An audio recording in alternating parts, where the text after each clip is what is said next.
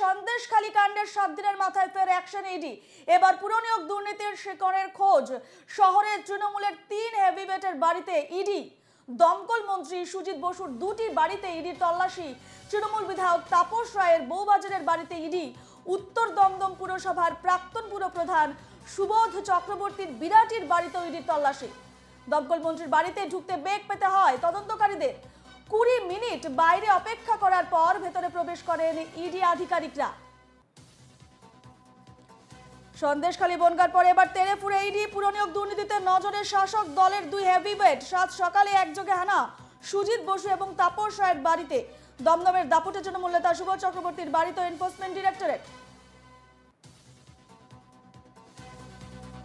সন্দেশখালী কাণ্ডের 1 সপ্তাহ পর আজ সকালে 3 জায়গায় নতুন করে অভিযান নেমেছে ইডি। কিন্তু সন্দেশখালী এবং বনগাঁর ঘটনার থেকে শিক্ষা নিয়েই শুক্রবার অর্থাৎ আজ অভিযানে অতি সাবধানী কেন্দ্রীয় তদন্তকারী সংস্থা।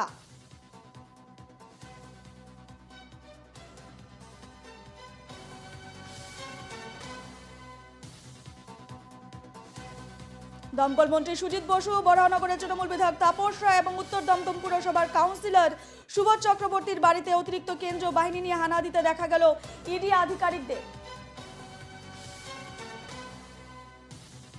সন্দেশখালী কাণ্ডের 7 দিনের মাথায় ফের অ্যাকশনে ইডি। এবার পুরনিয়োগ দুর্নীতির শিকড়ের খোঁজ। শহরের তৃণমূলের 3 হেভিওয়েটের বাড়িতে ইডি। দমকল মন্ত্রী সুজিত বসুর 2টি বাড়িতে ইডির তল্লাশি। তৃণমূল বিধায়ক তাপস রায়ের বউবাজারের বাড়িতে ইডি। উত্তর দমদম পুরসভার প্রাক্তন পুরপ্রধান সুবোধ চক্রবর্তীর বিরাটির বাড়িতেও ইডির তল্লাশি চলছে। দমকল মন্ত্রীর বাড়িতে ঢুকতে বেগ পেতে হয় তদন্তকারীদের। 20 মিনিট বাইরে অপেক্ষা করার পর ভেতরে প্রবেশ করেন ইডি আধিকারিকরা।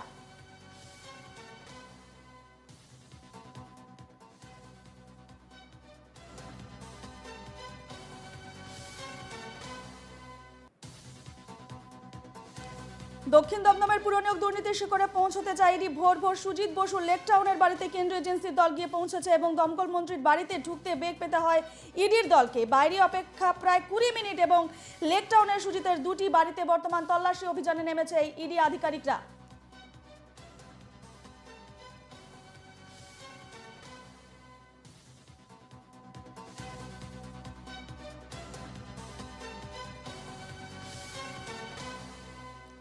আমরা এখন সরাসরি চলে যাব বউবাজারে, যেখানে রয়েছেন আমাদের প্রতিনিধি দেবরাজ হালদার। দেবরাজ,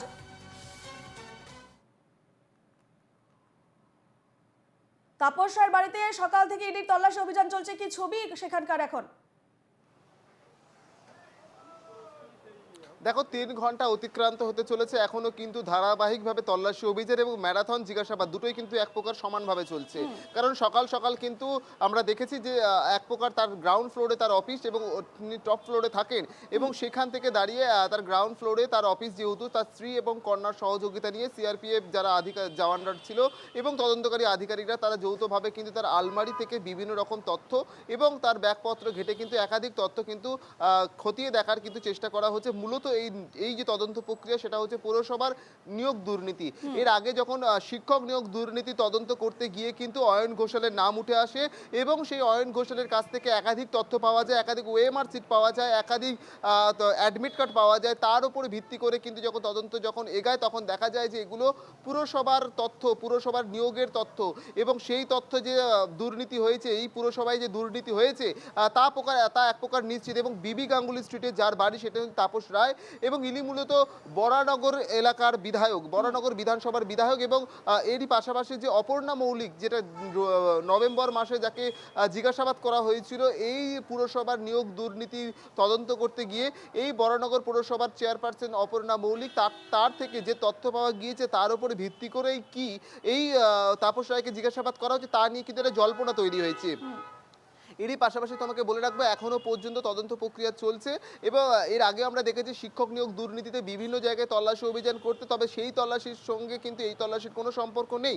কারণ এর আগে যে শিক্ষক নিয়োগে তল্লাশি করা হয়েছিল তা কিন্তু মুখবন্ধ খামে ইডি এবং সিবিআই তারা যৌথভাবে তদন্ত প্রক্রিয়া শেষ করে তারা কিন্তু হাইকোর্টের স্পেশাল ডিভিশন বেঞ্চে তার তদন্ত প্রক্রিয়া শেষ করে সেটা কিন্তু সাবমিট করেছে। তবে এখন যে নিয়োগ দুর্নীতির কিনারা করা হচ্ছে সেটা মূলত পুরসভার নিয়োগ নিয়োগ দুর্নীতি এবং সেখান থেকে বিভিন্ন তথ্য কিন্তু পেয়ে এই নিয়োগ দুর্নীতির কিন্তু জাল ক্রমশ গোটাতে শুরু করেছে ইডি আধিকারিকরা। তবে তোমাকে জানিয়ে রাখবো আজকের সকাল থেকে সারাদিন বা সকাল থেকে কিন্তু আজকে আমরা দেখেছি বিভিন্ন সময় ম্যারাথন তল্লাশি করতে আমরা দেখেছি, যে একদিকে যেমন হচ্ছে সুজিত বসু দমকল মন্ত্রীর বাড়িতে এবং অন্যদিকে তাপস রায়ের বাড়িতে, অর্থাৎ সুপার অ্যাকশন মোডে কিন্তু রয়েছে ইডি।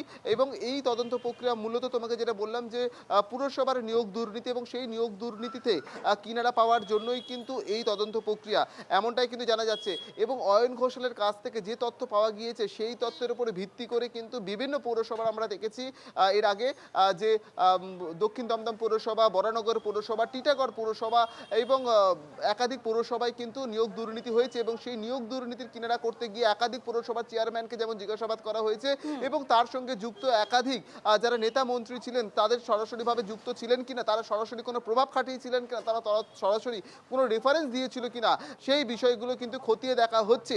সেই জায়গা থেকে বরানগর পৌরসভায় যেহেতু বিধায়ক এই তাপস রায় এবং সেই জায়গা থেকে এই নিয়োগ দুর্নীতিতে বরানগর পৌরসভার যেহেতু বিধায়ক তাপস রায়, সেই জায়গা থেকে চেয়ারম্যানকে কোনো রকমভাবে কোনো প্রভাব খাটিয়েছিলেন কিনা, কোনো নির্দেশ দিয়েছিলেন কিনা বা এই বিষয়ে তার কোনো কিছু জানা আছে কিনা, সেই বিষয়গুলোই কিন্তু সরেজমিনে খতিয়ে দেখা হচ্ছে। এরই পাশাপাশি তোমাকে জানিয়ে রাখবো যে অয়ন ঘোষালের কাছ থেকে যে তথ্য পাওয়া গিয়েছিল সেই তথ্যের উপর ভিত্তি করে কিন্তু বিভিন্ন পৌরসভায় কিন্তু দুর্নীতি হয়েছে। সেই দুর্নীতিটা প্রকাশ্যে আসতেই কিন্তু আমরা দেখেছি বিভিন্ন পৌরসভায় একাধিকভাবে জিজ্ঞাসাবাদ করা এবং চেয়ারম্যানকে জিজ্ঞাসাবাদ করার পরিপ্রেক্ষিতে তার সঙ্গে কোনো প্রভাবশালী যোগ আছে কিনা সেই বিষয়টা কিন্তু খতিয়ে দেখা হচ্ছে। কি এই পুরসভার নিয়োগ দুর্নীতি? এই পুরসভার নিয়োগ দুর্নীতি হচ্ছে যে বিভিন্ন সময় আমরা দেখেছি যে গ্রুপ ডি, গ্রুপ সি বা A grade stenographer, clerk, driver বিভিন্ন পদের নিয়োগের জন্য কিন্তু টাকা নেওয়া হতো এবং সেই টাকা কিন্তু আলাদা আলাদা রেট চার্ট করে দেওয়া হয়েছিল। সেই রেট চার্ট থেকে শুরু করে ওএমআর সমস্তটাই কিন্তু পাওয়া গিয়েছিল এই অয়ন ঘোষালের কাছ থেকে। এছাড়াও অয়ন ঘোষালকে কেন্দ্র করে একাধিক যে লিঙ্কম্যান ছিলেন, মিডলম্যান ছিলেন, সেখান থেকেও কিন্তু অনেক তথ্য পাওয়া গিয়েছিল। সেই তথ্যের উপর ভিত্তি করে কিন্তু তদন্ত প্রক্রিয়া দ্রুত শেষ করতে চাইছে ইডি আধিকারিকরা। সেই কারণেই কিন্তু এই তদন্ত প্রক্রিয়া। আমি এই মুহূর্তে রয়েছি বউবাজার বিবি গাঙ্গুলি স্ট্রিটে। তার বাড়িতে আজ ইডির তল্লাশি। তোমার আশেপাশে স্থানীয়দের দেখতে পাচ্ছি, তারা কি বলতে চাইছে এই মুহূর্তে, তাদের কি প্রতিক্রিয়া? দেখো, স্বাভাবিকভাবে এটা তাদের কাছে একদমই নতুন, কারণ এর আগে কখনো তারা এই পরিস্থিতি বা এই পরিবেশের সঙ্গে খুব একটা সংযুক্ত নয়। স্বাভাবিকভাবে তদন্তকারী একদিকে আধিকারিকদের জিজ্ঞাসাবাদ, অন্যদিকে গেটের বাইরে সংবাদ মাধ্যমের ভিড়, তা দেখে তারা কার্যত কিন্তু স্তম্ভিত এবং তারা কিন্তু কিছুটা বুঝতেই পারছে না এবং তারা কৌতূহল বশত কিন্তু বাড়িটার দিকে কখনো তাকাচ্ছে, কখনো সংবাদ মাধ্যমের দিকে তাকাচ্ছে, কারণ তারা বুঝতেই পারছে না বিষয়টা কি। কারণ যেহেতু সংবাদ মাধ্যমে এই বিষয়টা সম্পর্কে তারা খুব একটা সড়গড় নয়। আমি তবু একটু জানার চেষ্টা করব, আপনি কি এখানকার লোক? দেখুন, পথ চলতি সাধারণ মানুষ, কেউ কিন্তু এখানকার স্থানীয় যারা রয়েছে তারা কিন্তু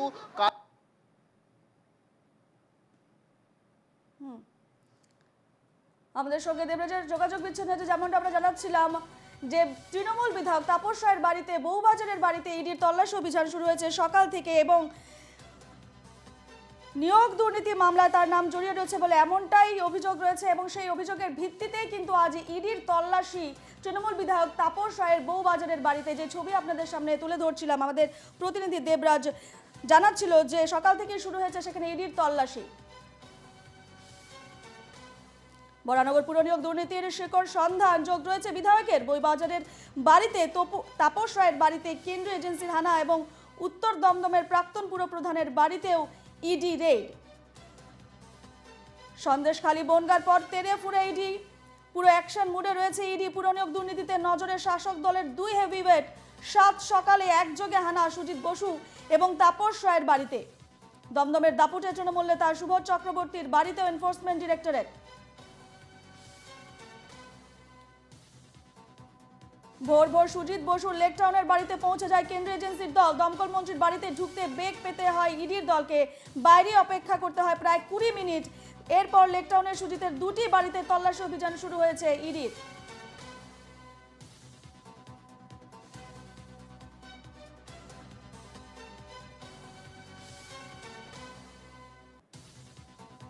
লেকটাউনের সুজিত বসুর 2টি বাড়িতে তল্লাশি অভিযান শুরু হয়েছে সকাল থেকেই। প্রথমে বেগ পেতে হয় কেন্দ্রীয় এজেন্সির দলকে, বাইরে অপেক্ষা করতে হয় প্রায় 20 মিনিট।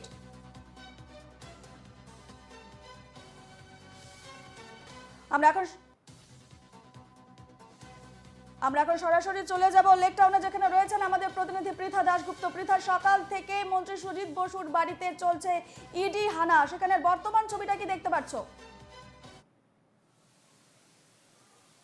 দেখো, পুরনিয়োগ দুর্নীতি মামলায় আমরা দেখলাম যে ফের সক্রিয় ইডির তদন্তকারী আধিকারিকরা। গত সপ্তাহে শুক্রবার সন্দেশখালীতে যে ঘটনা ঘটেছে তারপরে কিন্তু আজকে বেশ খানিকটা চিত্র অন্যরকম। কেন চিত্র অন্যরকম বললাম? যেখানে দেখা যায় মোটামুটি প্রত্যেকটি স্পটে ইডির তদন্তকারী আধিকারিক তারা যখন রেড করেন 4 জন করে সিআরপিএফ বা কেন্দ্রীয় বাহিনীর জওয়ান থাকে। কিন্তু আজকে আমি সরাসরি দেখাবো সুজিত বসুর যে দুটি বাড়ি রয়েছে শ্রীভূমিতে, সেই দুটি বাড়ির সামনে কিন্তু একাধিক সিআরপিএফ মোতায়েন করা হয়েছে এবং যারা নিজেদের নিরাপত্তার সাথে মাথায় হেলমেট থেকে শুরু করে ঢাল, জ্যাকেট এবং লাঠি, হাতে লাঠি সবটা নিয়ে কিন্তু তারা প্রস্তুত রয়েছে যাতে সন্দেশখালীর কোনো পুনরাবৃত্তি না হয়। এবার তোমাকে আমি যেটা বলি যে সুজিত বসুর বাড়িতে কেন ইডির তদন্তকারী আধিকারিক তারা এসেছেন, যেটা জানা যাচ্ছে যে 2009 থেকে 2021 সাল পর্যন্ত যখন দক্ষিণ দমদম পুরসভার চেয়ারপারসন ছিলেন সুজিত বসু, সেই সময় কিন্তু একটা পুরসভার যে নিয়োগ, যে অযোগ্য প্রার্থীরা চাকরি পেয়েছে এরকম একটা অভিযোগ উঠছে। এবং শুধুমাত্র দক্ষিণ দমদম পুরসভার ক্ষেত্রে নয়, সেক্ষেত্রে জানা যাচ্ছে যে বেশ কয়েকটি পুরসভা অর্থাৎ 60টি পুরসভায় প্রায় 5000 জন যারা অযোগ্য প্রার্থী রয়েছেন, তার মধ্যে ড্রাইভার রয়েছেন, মজদুর রয়েছেন, এরা কিন্তু চাকরি পেয়েছে এমনটা অভিযোগ উঠছে। এবার সুজিত বসু যখন এই সময় চেয়ারপারসন ছিলেন তখন তার নজর কি করে এড়িয়ে গেল? এই যে বাড়ি রয়েছে, আমি বাঁদিকে দেখাচ্ছিলাম ছবি, যেখানে কেন্দ্রীয় বাহিনী জওয়ান তারা ইতিমধ্যে ঘিরে রয়েছেন এবং নথি সংগ্রহ চলছে সুজিত বসুর এই বাড়ি থেকে। ঠিক তার বাঁদিকে অর্থাৎ ঠিক এই গলি দিয়ে যদি আমি একটু বেরোই, তোমাকে আমি সরাসরি দেখানোর চেষ্টা করব যে এই বাড়িটা ছাড়াও সুজিত বসুর আরও একটি যে বাড়ি রয়েছে, অর্থাৎ সোজা আমরা যদি চলে যাই ঠিক এই গলি দিয়ে বেরোনোর পরেই বাঁদিকে সুজিত বসুর যে আরো একটি বাড়ি রয়েছে, ফ্ল্যাট রয়েছে, সেখানেও কিন্তু কেন্দ্রীয় বাহিনীর জওয়ান তারা ঘিরে রয়েছেন এবং সেখানেও এই যে তল্লাশি, সেই তল্লাশি কিন্তু ইডির তদন্তকারী আধিকারিক তারা করছেন। অত্যন্ত গুরুত্বপূর্ণ আরেকটি বিষয় যে শুধুমাত্র এই দুটো বাড়ি নয়, এই রাস্তার শেষে শ্রীভূমি স্পোর্টিং ক্লাব রয়েছে, যেখানে সুজিত বসুর অফিস রয়েছে। সেখানেও আমরা কিছুক্ষণ আগে দেখলাম যে কেন্দ্রীয় বাহিনীর 4 জন জওয়ান তারা কিন্তু সেই ক্লাবও ঘিরে রেখেছে। ফলত যেটা মনে করা হচ্ছে, তিনি যেহেতু অফিসে বসতেন এবং অফিসে বিভিন্ন কাগজপত্র রয়েছে, সেই সমস্ত কাগজপত্র খতিয়ে দেখবেন ইডির তদন্তকারী আধিকারিকরা। বিষয়টা হচ্ছে যে সন্দেশখালীর ঘটনায় রক্তাক্ত হতে হয়েছিল ইডির তদন্তকারী আধিকারিককে। সেই জায়গায় দাঁড়িয়ে ঠিক এক সপ্তাহ পরে চিত্রটা বেশ খানিকটা অন্যরকম। যেখানে 4 জন সিআরপিএফ তারা থাকেন, সেখানে আজকে এই মুহূর্তে সরাসরি এনকেটিভির দর্শকদের যে ছবি দেখাচ্ছি, একাধিক সিআরপিএফ জওয়ান তারা কিন্তু হেলমেট পরে, জ্যাকেট পরে, লাঠি নিয়ে তারা ইতিমধ্যেই প্রস্তুত রয়েছে যাতে আর কোনো ধরনের কোনো অপ্রীতিকর ঘটনা না ঘটে। এই মুহূর্তে তোমাকে সুজিত বসুর অপর যে বাড়ি, সেই বাড়ির ছবি দেখাচ্ছি। এরপরে আমি একটু চেষ্টা করব যতটা দেখানো যায়, ঠিক এই রাস্তা দিয়ে এগোলেই একদম শ্রীভূমি স্পোর্টিং ক্লাব রয়েছে, সেখানেও কিন্তু দেখা যাচ্ছে যে সিআরপিএফ জওয়ান তারা ঘিরে রেখেছেন। 2009 থেকে 2021 সাল এই বছরে, বিশেষ করে 2012 থেকে 2018 পর্যন্ত পুরসভার নিয়োগে বেশ কিছু অযোগ্য প্রার্থী তারা চাকরি পেয়েছেন এমনটা অভিযোগ উঠছে।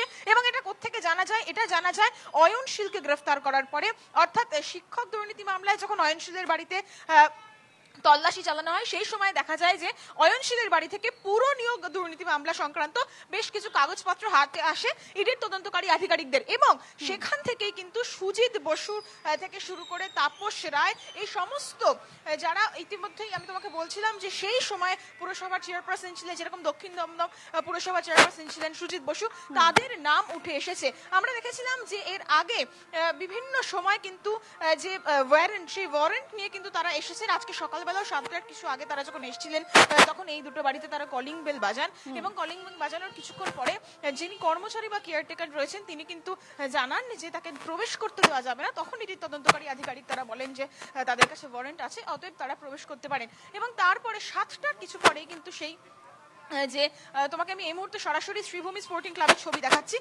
তারপরে এখানেও কিন্তু তুমি দেখতে পাচ্ছ যে কেন্দ্রীয় বাহিনী যারা জওয়ান তারা কিন্তু পুরো এই ক্লাব ঘিরে ফেলেছে। তার কারণ যেটা মনে করা হচ্ছে যে এই ক্লাবে, যেহেতু ক্লাবের নিচে সুজিত বসুর অফিস রয়েছে, ফলত এই অফিসেও কিন্তু ইডির তদন্তকারী আধিকারিক তারা আসবেন। তারা সেই সমস্ত ডকুমেন্ট, অর্থাৎ অফিসে যে সমস্ত ডকুমেন্ট রাখা রয়েছে সেই সমস্ত ডকুমেন্ট তারা দেখবেন। ইতিমধ্যেই আমরা যেটা খবর পাচ্ছি, বেশ কিছু নথি সংগ্রহ করা হয়েছে। ফলত আমি যেমনটা বলছিলাম, 2009 2009 থেকে 2021 পর্যন্ত দক্ষিণ দমদম পুরসভা চেয়ারপারসন ছিলেন সুজিত বসু, এবং এই নিয়োগ অর্থাৎ অযোগ্য প্রার্থীদের যে নিয়োগ, সেই নিয়োগ হয়েছে 2012 থেকে 2017 পর্যন্ত। কিভাবে সেটা সুজিত বসুর চোখ এড়িয়ে গেল, এইখানে কিন্তু প্রশ্ন উঠছে। এবং অয়নশীলকে গ্রেফতার করার পরে নাম উঠে এসেছিল, অর্থাৎ নাম উঠে আসে সুজিত বসু, সেই জায়গা থেকে আজকে তাদের এই তল্লাশি অভিযান। এই মুহূর্তে দুটো বাড়ি এবং সুজিত বসুর যে অফিস অর্থাৎ শ্রীভূমি স্পোর্টিং ক্লাব পুরোটাই ঘিরে রেখেছে কেন্দ্রীয় বাহিনীর জওয়ানরা, এবং এখনো পর্যন্ত বেশ কিছু নথি তারা সংগ্রহ করেছেন। এবং যেটা জানা যাচ্ছে, সুজিত বসু তাকে জিজ্ঞাসাবাদ করা হচ্ছে, এবং ইডির একাধিক অফিসার তারা এই মুহূর্তে এসেছেন। প্রায় ঘন্টা দুয়েক হয়ে গিয়েছে এই তল্লাশি অভিযান কিন্তু চলছে। একেবারে পৃথা, তুমি যে ছবি দেখালে সুজিত বসুর বাড়ি এবং ঢিলছড়া দূরত্বে একটি ঠিকানা এবং তার অফিসে বর্তমান ইডির তল্লাশি অভিযান শুরু হয়ে গেছে, সেই ছবি পৃথা তুমি দেখালে। এই মুহূর্তে আমাদের সঙ্গে আছে দেবরাজ বরানগর পুরনিয়োগে দুর্নীতির সঙ্গে জড়িত বউবাজারের বাড়িতে, তাপস রায়ের বাড়িতে কেন্দ্রীয় এজেন্সির দল উপস্থিত হয়ে গেছে। উত্তর দমদমের প্রাক্তন পুরপ্রধানের বাড়িতে ইডি রেড, সেখানকার কি ছবি এখন দেখতে পাচ্ছ? যেমনটা আমরা দেখতে পারলাম সন্দেশখালীর যে ছবি, তারপর কিন্তু কেন্দ্রীয় বাহিনীর এজেন্সিরা ঢাল এবং মাথায় হেলমেট, বা বেশিরভাগ সদস্যের হাতে লাঠিও রয়েছে, এমনটা ছবি আমরা দেখতে পেয়েছি। এবং পুরো এলাকা সুজিত বসুর বাড়ির কাছে এবং অফিসের কাছে পুরো এলাকা কিন্তু কেন্দ্রীয় বাহিনীর এজেন্সি ঘিরে রেখেছে। তার পাশাপাশি দেবরাজ, সেখানকার পরিস্থিতিটা কি? কেন্দ্রীয় বাহিনী কি ধরনের প্রস্তুতি নিয়েছে আজকের এই তল্লাশি অভিযানে? এবং প্রায় 4 ঘন্টার কাছাকাছি সেই তল্লাশি অভিযান শুরু হয়ে গেছে ইডির, এবং সেখানকার বর্তমান ছবিটা কি দেবরাজ? একদমই, তোমাকে জানিয়ে রাখবো যে ভোর থেকে সকাল একদম যেহেতু বিভিন্ন জায়গায় একদম সুপার অ্যাকশন মোডে রয়েছে ইডি, এবং সেই জায়গা থেকে কিন্তু ইডি আধিকারিকরা কিন্তু যথেষ্ট এখন সতর্ক, কারণ সন্দেশখালী ঘটনার পর আরও বেশি তৎপর। কারণ বিভিন্ন সময় আমরা দেখেছি যে সন্দেশখালী ঘটনায় যে তদন্ত প্রক্রিয়া শুরু করতে গিয়ে সেখানে কিন্তু স্থানীয়দের কাছ থেকে একটা নিগ্রহের ঘটনা ঘটে, এবং সেই ঘটনার পরিপ্রেক্ষিতে কিন্তু যথেষ্টই কিন্তু সুরক্ষিত বলয়ে কিন্তু নিজেদের রয়েছে।